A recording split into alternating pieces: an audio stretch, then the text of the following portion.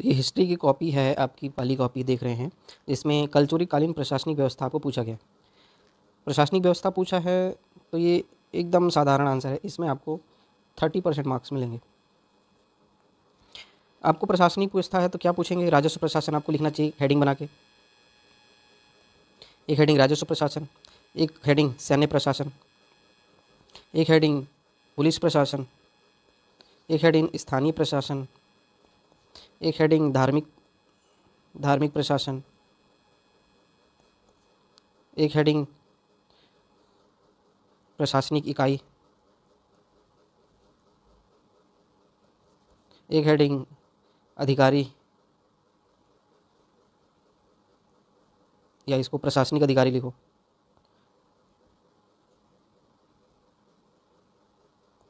आपके आंसर में इतने हेडिंग के आंसर होने चाहिए थे।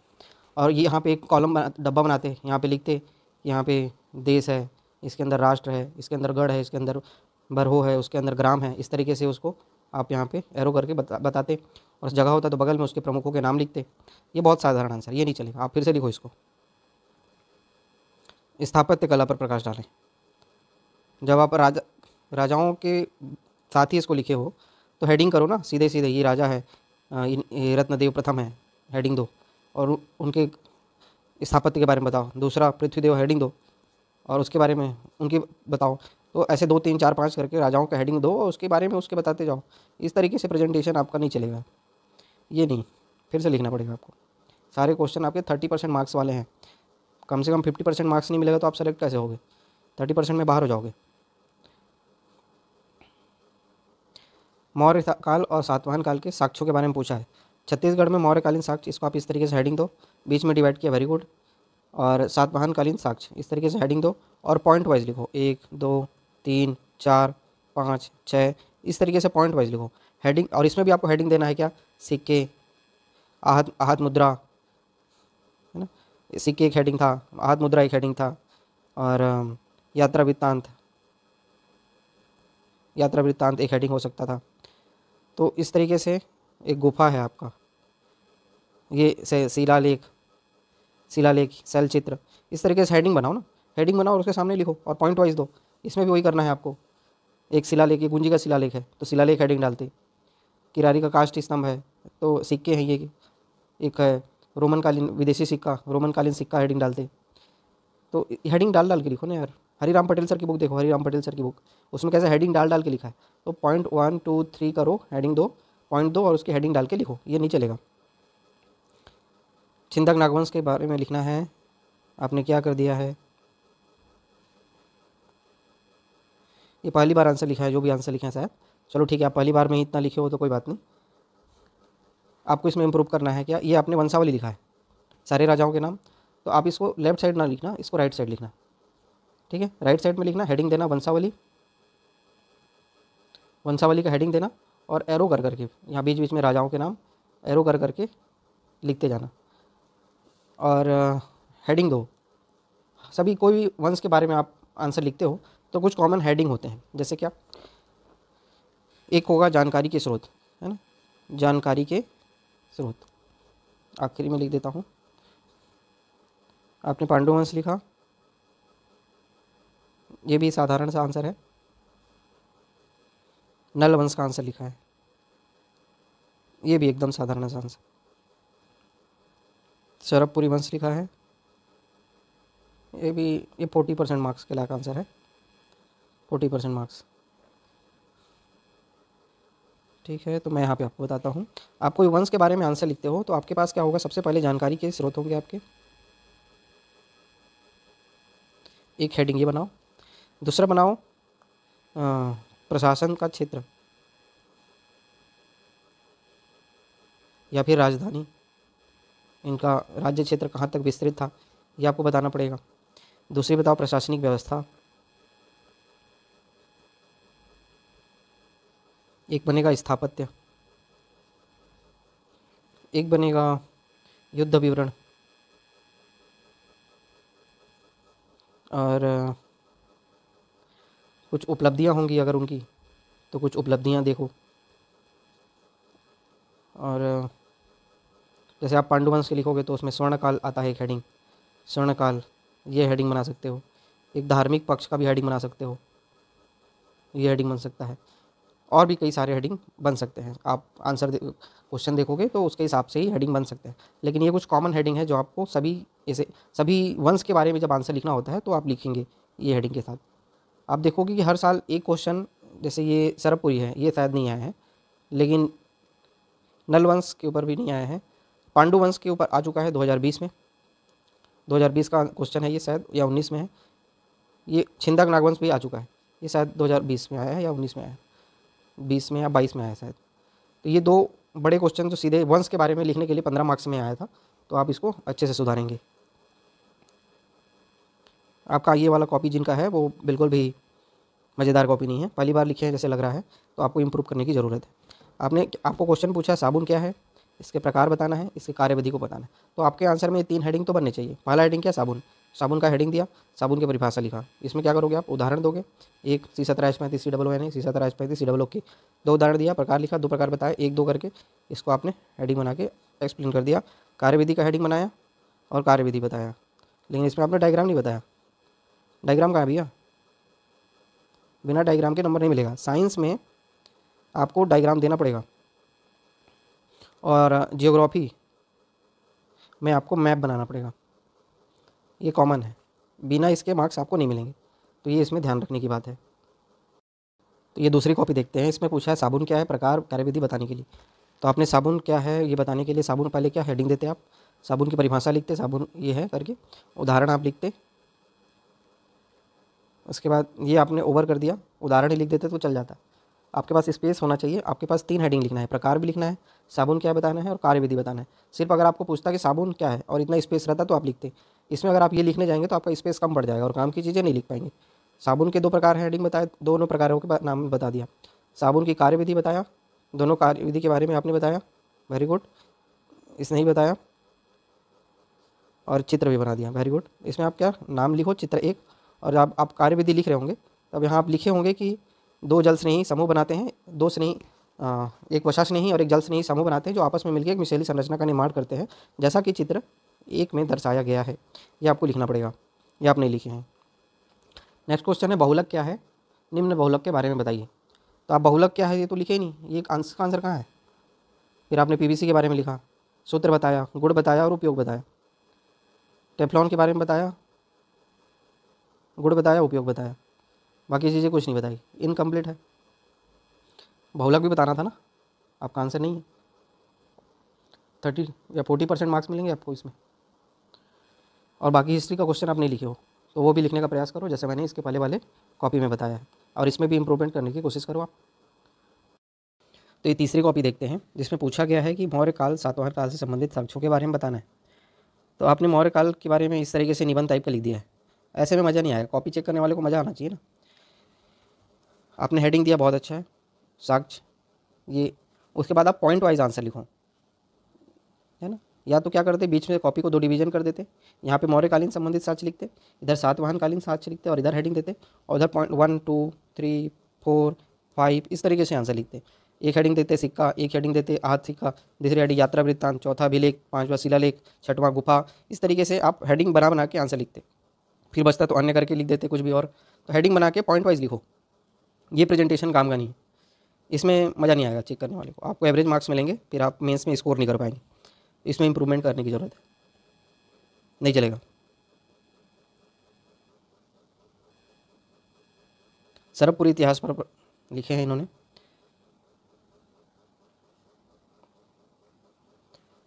हेडिंग तो दिया है लेकिन जहाँ तहाँ शुरू कर दिया।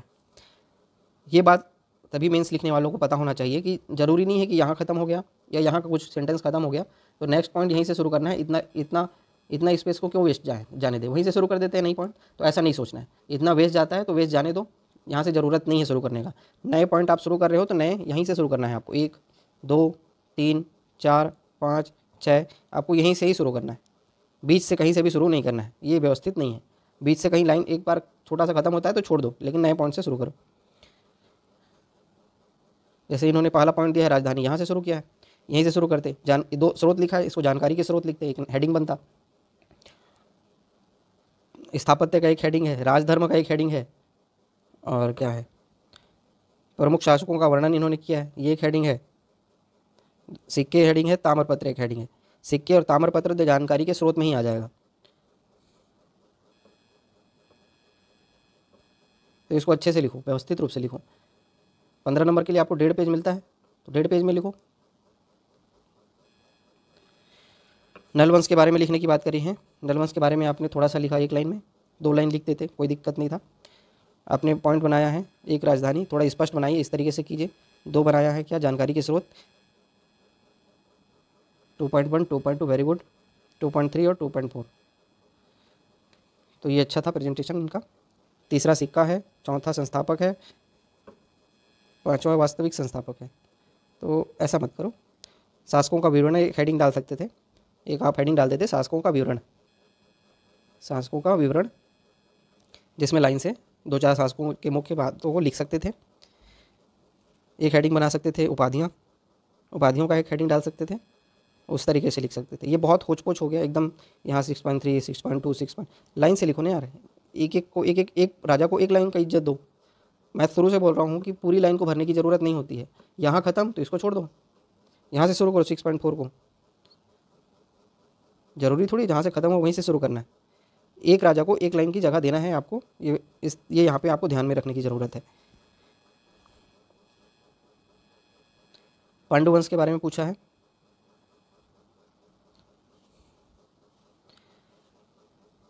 तो आपने पांडुवंश, महकल के सोमवंश, कांकेर के सोमवंश, उड़ीसा के सोमवंश और सिरपुर के पांडुवंश, सब कुछ लिख दिया है।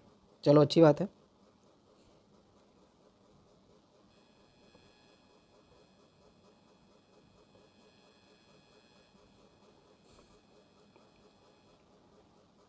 तो पांडु वंश के बारे में आपने हेडिंग बना के लिखा है, लेकिन आप हेडिंग बना रहे हो, ये जिनकी भी कॉपी है थोड़ा सा ध्यान देंगे। आप हेडिंग बनाए हो, लेकिन यहाँ पे आपको पूरा लाइन भर दिए हो, कहाँ से शुरू, नया हेडिंग कुछ पता ही नहीं चल रहा है। जैसे हेन सांग का यात्रा विवरण, इसको बॉक्स में डालो, जो भी नया हेडिंग होता है आप उसको बॉक्स में डालो। बौद्ध धर्म का एक हेडिंग है क्या, इसका हेडिंग कहाँ पे है, विशेष लिखे हो शायद, ये एक शायद एक हेडिंग है। एक धार्मिक पक्ष का एक हेडिंग होता, जो भी हेडिंग बनाते हो उसको यहीं से शुरू करो, नया पॉइंट नया लाइन से। वहीं कहीं बीच से शुरू कर दोगे तो मज़ा थोड़ी आएगा। थोड़ा सा प्रेजेंटेशन की सुधार की ज़रूरत है, ये आपका नहीं चलेगा। प्रशासनिक व्यवस्था में प्रशासनिक इकाई लिखा है, इसके प्रमुख बताया है, विवरण बताया है। स्थानीय प्रशासन, अधिकारीगण, न्याय व्यवस्था, इसमें और भी बहुत सारे प्रशासन जो पहले वाले कॉपी मैंने बताया, इसमें वो और सारे प्रशासन, सैन्य प्रशासन, पुलिस प्रशासन, धार्मिक प्रशासन, गण व्यवस्था को लिखना था तो बगल में इस तरीके से बॉक्स बनाते, सारे प्रशासनिक इकाई को इस तरीके से लाइन से लिख देते, तो आपका ये 5 लाइन का जो वेस्ट गया, आपका 5 लाइन वेस्ट नहीं जाता, किनारे में चला जाता। बाकी चीज़ें आप यहाँ लिख सकते थे। स्थानीय प्रशासन लिखा, गुड है। अधिकारीगण भी लिखा है और न्याय व्यवस्था लिखा है। और भी बहुत सारे राजस्व प्रशासन आपने लिख सकते थे, धार्मिक प्रशासन लिख सकते थे, पुलिस प्रशासन लिख सकते थे। तो ये सारी प्रशासनिक इकाइयाँ भी आपको लिखना चाहिए था। स्थापत्य के बारे में लिखा है इन्होंने, गुड है जी। ये तो शासक, स्थापत्य, स्थान और शताब्दी, वेरी गुड, अच्छा भाई। साबुन के बारे में लिखा है, हेडिंग 2 साबुन, और साबुन लिख दिया, उदाहरण दिया आपने। ये आपका डेफिनेशन शॉर्ट हो गया है, थोड़ा सा 1.5-2 लाइन में लिखो। 1.5 लाइन में परिभाषा होगा और आधा लाइन में उदाहरण हो जाएगा, तो 2 लाइन आपका इसके चला गया।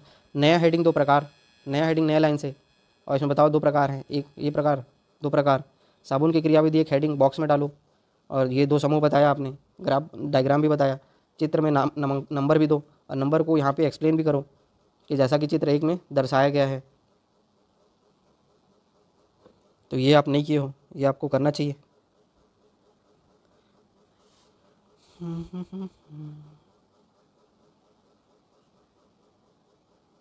आपका आंसर कंप्लीट है,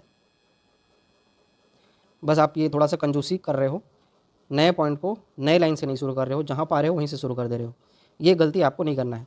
कार्यविधि आपने किया है, बढ़िया किया है, डायग्राम भी पूरा बनाया है, बस थोड़ा सा उसको आप यहाँ पे आंसर में एक्सप्लेन भी कर देते तो ये आपका कंप्लीट हो जाता।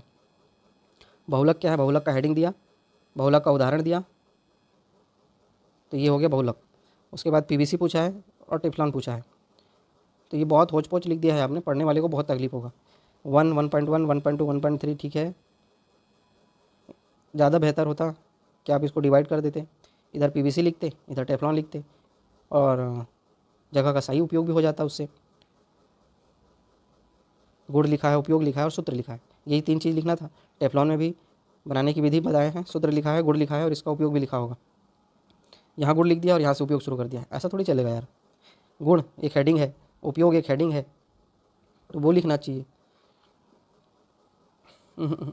आपको प्रेजेंटेशन इसका सुधारने की ज़रूरत है।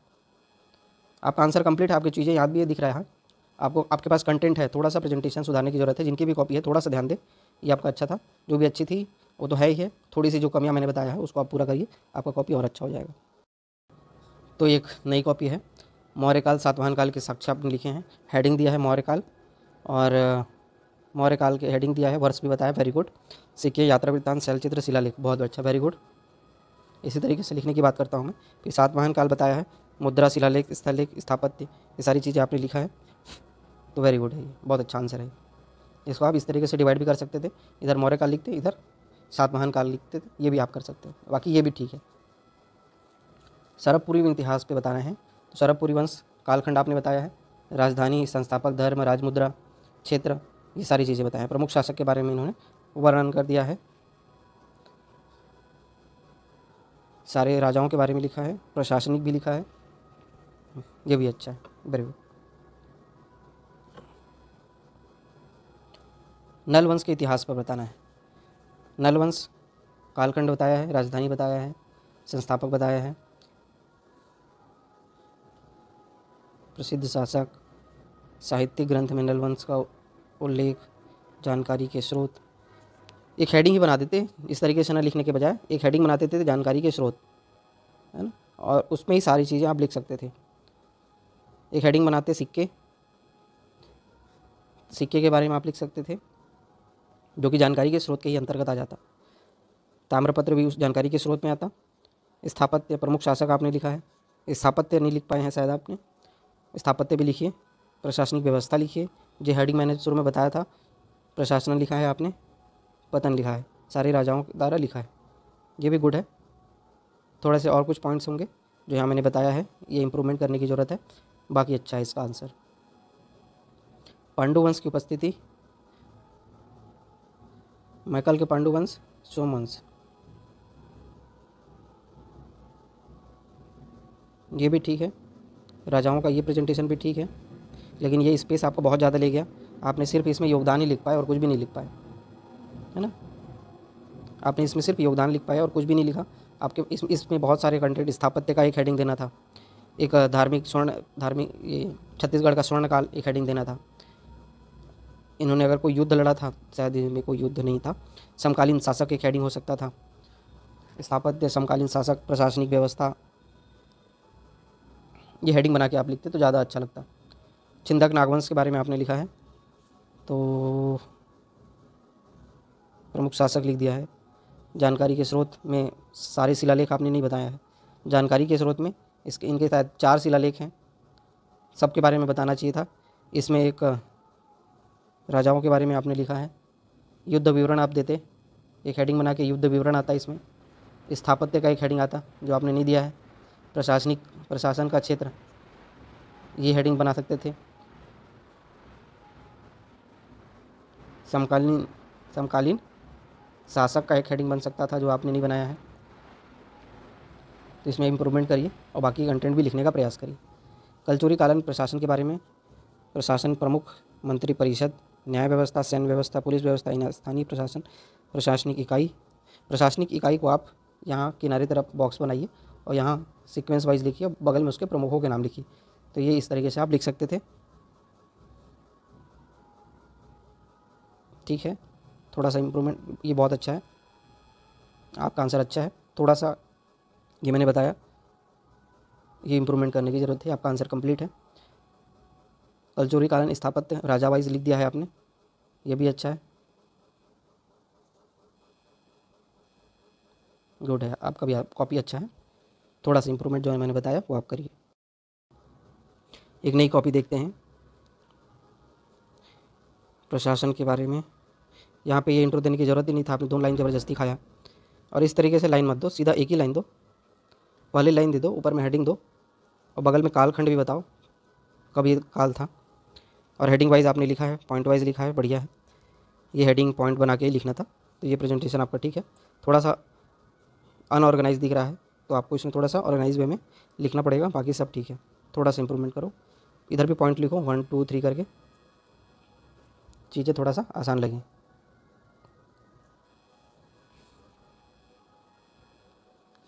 सरबपुरी वंश के इतिहास पर आपने बताया, सरबपुरी वंश के बारे में। कालखंड आपने नहीं बताया, कब से कब तक ये शासनकाल था इनका, वो बताना था आपको। स्थापना बताया है, उपलब्ध साक्ष्य, इसको जानकारी के स्रोत आप हेडिंग देते। महत्वपूर्ण शासक को भी हल्के में निपटा दिया है। राजधानी परिवर्तन, शासन क्षेत्र, अन्य शासक विशेष, बिल्कुल भी अनकम्प्लीट आंसर है। पहले की वीडियो में मैंने जैसे बताया है वैसा देख के फिर से लिखना। नलवंश, ये निबंध लिख दिया है। एकदम 40% मार्क्स वाला आंसर है ये। 15 मार्क्स रहेगा तो उसमें आपको मिलेगा 7 नंबर। 7 मार्क्स मिलेगा तो आप ऐसे ही बाहर हो जाओगे।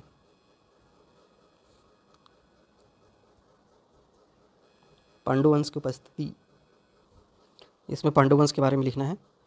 तो आपने बताया है, शासनकाल के बारे में बताया है, संस्थापक के बारे में, राजधानी के बारे में बताया है। अंडरलाइन करिए, आपने अगर कुछ पॉइंट्स लिखा है तो अंडरलाइन करने का प्रयास करिए। उसके बाद जानकारी के स्रोत, एक हेडिंग दिया है, इसको हेडिंग दो। हेडिंग दिया है तो इसको 1 2 3 जो भी आपके पास जानकारी के स्रोत हैं पॉइंट वाइज लिखने का प्रयास करिए। पांडुवंश का योगदान आपने दिया है, महत्वपूर्ण शासक बताया है।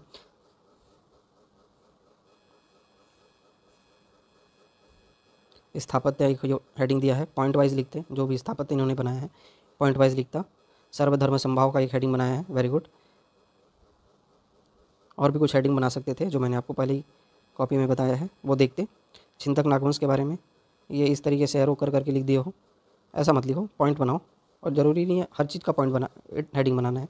स्थापना का एक हेडिंग बना अलग से दिए हो, संस्थापक राजधानी अलग से बनाए हो। ये सारी चीज़ें जो हैं वो परिचय में ही लिख सकते थे, जिसमें 3 लाइन का इंट्रो होता। 3 लाइन का इंट्रो होता, उसमें लिख सकते थे। उसके बाद ऐतिहासिक स्रोत, जानकारी के स्रोत हेडिंग डालते। प्रशासन का क्षेत्र हेडिंग डालते, लिखते। स्थापत्य एक हेडिंग आपका है। युद्ध विवरण आपने नहीं लिखा है, युद्ध विवरण भी आपको लिखना चाहिए था।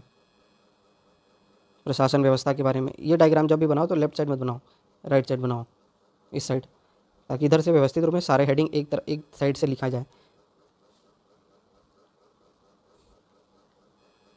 ये आंसर आपका इनकम्प्लीट है। राजस्व प्रशासन, धर्म प्रशासन, न्याय प्रशासन, पुलिस प्रशासन, स्थानीय प्रशासन, ये सारी चीज़ें आपको लिखना था आपके आंसर में।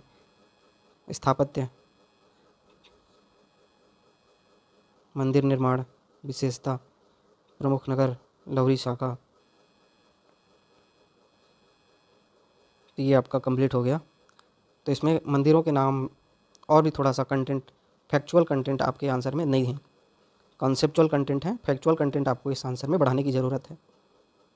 कॉपी में कलचुरीकालीन प्रशासनिक व्यवस्था लिखा है, ये तो मेरा ही जलवा है, इनकी कॉपी में दिख रहा है मेरा ही जलवा। इतना बड़ा एरिया को आपने सिर्फ प्रशासनिक व्यवस्था के लिए ख़त्म कर दिया, जो कि एक इतने बड़े एरिया में हो सकता था।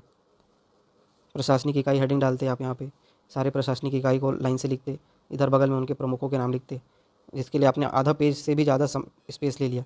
बाकी जगह क्या ही लिखा होगा, मंत्रीगण का नाम लिख दिया, स्थानीय संस्था लिख दिया, आर्थिक पहले वाली कॉपी मैं जैसे बताया है वैसा लिखने का प्रयास करिए, ये नहीं चलेगा। ये बिल्कुल भी बचपना टाइप का आंसर लिखा गया, जो भी लिखा है शायद पहली बार लिखे होंगे इसीलिए ऐसे लग रहा है। कोई बात नहीं, पहली बार लिखा है तो माफ़ी है आपको, लेकिन आपको दोबारा इस तरीके से आंसर लिखना नहीं है। सोमेश्वर देव के बारे में लिख दिया, शासक लिख दिया, अभिलेख लिख दिया। हेडिंग बना के लिखो ना भाई, हेडिंग बना के लिखो। स्थापत्य में बस लिख दिया, एकदम 30% मार्क्स भी नहीं मिलेंगे इस आंसर में। पांडु वंश की उपस्थिति,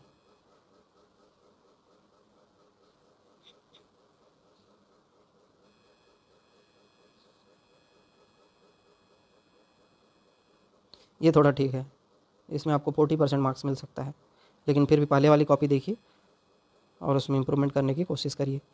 नलवंश के बारे में भी लिखा है, हेडिंग बनाओ ना, जो मैंने कॉमन हेडिंग बताया है वो हेडिंग सभी आंसर में बनेगा, और वो हेडिंग बना बना के ही आपको लिखना है। कला और संस्कृति का एक हेडिंग बनाया है, महत्व का एक हेडिंग बनाया है। सरबपुरी में जानकारी के स्रोत है, ये हेडिंग है। प्रमुख राजाओं के बारे में नहीं लिखा है। प्रशासनिक व्यवस्था एक हेडिंग है। धर्म एवं संस्कृति एक हेडिंग है। कला एवं संस्कृति एक हेडिंग है। रुद्र शिव की प्रतिमा, तो हेड कंटेंट आपका ठीक है, थोड़ा सा व्यवस्थित रूप से हेडिंग बना के इधर उधर बिखरा के ना हेडिंग बना के लिखो। जब भी आप इस तरीके से प्रशासनिक इकाई बनाते हो तो बगल में बॉक्स बनाओ और उसमें सारी चीज़ों को बॉक्स बंद कर दो। कलचुरी कालीन स्थापत्य कला,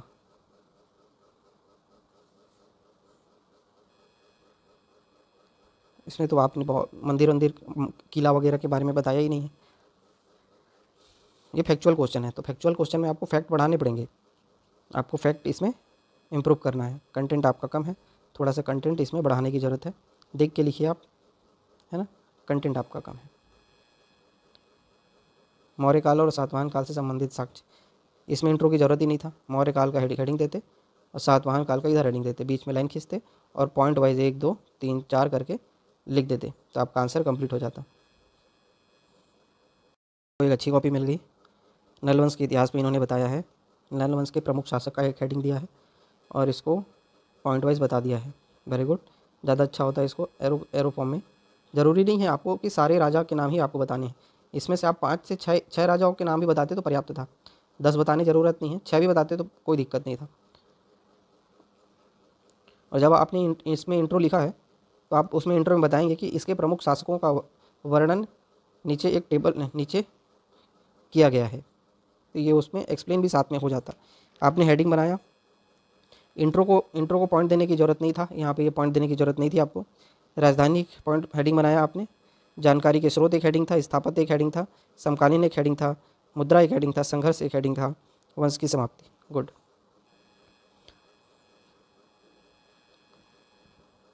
सरबपुरी वंश के इतिहास पर वर्णन करना है, काल भी आपने लिखा है। गुड। अमरार्य कुल वंश, संस्थापक, जानकारी के स्रोत, स्थापत्य, शासन क्षेत्र, मुद्रा, महत्वपूर्ण शासक, प्रमुख शासक ने आपने ये लिख दिया है। धर्म, प्रशासन, वंश की समाप्ति। आपका आंसर बहुत अच्छा है। इसी तरीके से ही मैं सबको लिखने के लिए बोलता हूँ, आपने बिना बोले ही अच्छे से लिख दिया तो आपको वेरी गुड मिलना चाहिए। मौर्यकालीन साक्ष्य 1 2 3 4 5, सातवाहनकालीन साक्ष्य एक लाइन में एक साक्ष्य, बहुत अच्छा है। इसको मॉडल कॉपी की तरह सब कोई देख सकते हैं, इस तरीके से ही आपको लिखना है। प्रशासनिक व्यवस्था में थोड़ा सा आप गड़बड़ा गए।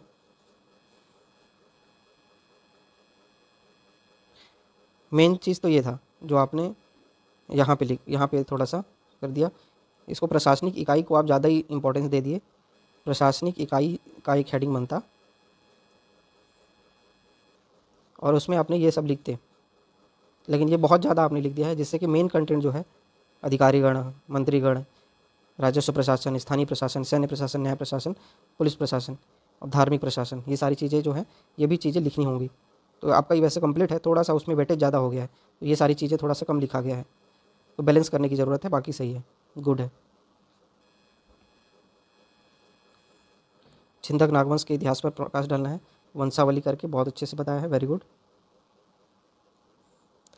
साम्राज्य विस्तार, वंश की राजधानी, स्थापत्य अभिलेख, विजय अभियान, स्त्रियों की स्थिति, उपाधि, वंश की समाप्ति, इसको बोलते हैं वेरी वेरी गुड, बहुत अच्छा आंसर लिखा।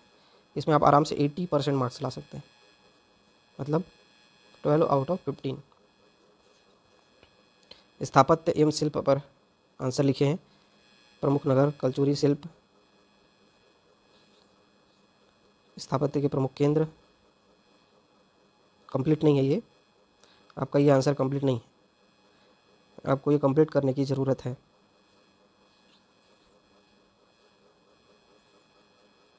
पांडु वंश के इतिहास, प्रमुख शासक लिख दिया है, साम्राज्य विस्तार, स्थापत्य, अभिलेख, धार्मिक स्थिति, समकालीन शासक,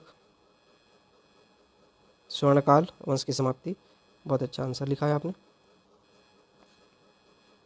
तो ये जिनकी कॉपी है बहुत अच्छा लिखा हुआ है, थोड़ा सा 1 2 क्वेश्चन के आंसर में थोड़े से कमी है, बाकी आप उसको पूरा करेंगे तो बहुत अच्छा आंसर लिखा है आपने, तो आपको वेरी गुड है। Keep it up. तो मिलेंगे नए वीडियो में।